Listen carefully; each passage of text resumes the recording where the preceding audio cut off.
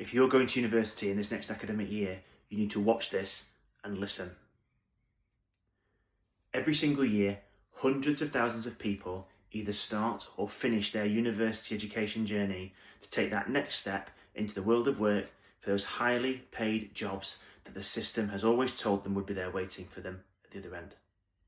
What they don't talk about enough, however, is the student finance package that's a huge part of that and is a massive commitment, if not one of the biggest financial products you will ever interact with, yet we don't teach people enough about what they're actually signing up for, how it works, and what it means.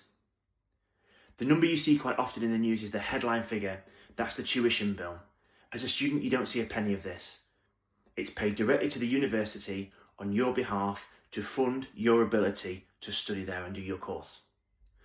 The bit that really matters is when you're at university, and that's how you're going to live. How much of the living loan are you entitled to when you're there? What a lot of people don't realise is that your broader financial circumstances don't matter when it comes to deciding how much living loan you get.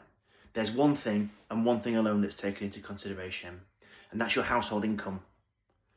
Doesn't matter how well off your parents are or how income rich but tight their financial situation is, the number that matters and the only number that people are going to look at is the income, and it operates on a sliding scale, and once your parents earn over around £58,000 a year, you will get the lowest level of loan that is available to you.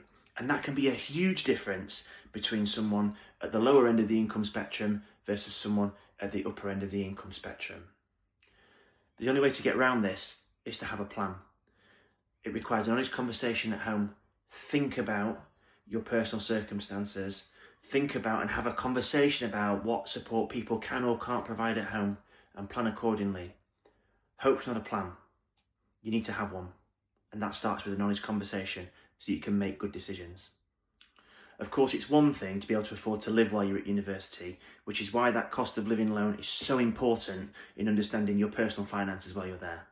But what about when you graduate and you go out into the big wide world of work, unsure about how your student loan finance package is structured and how you're going to be expected to pay it back for the next however many years your plan is live for?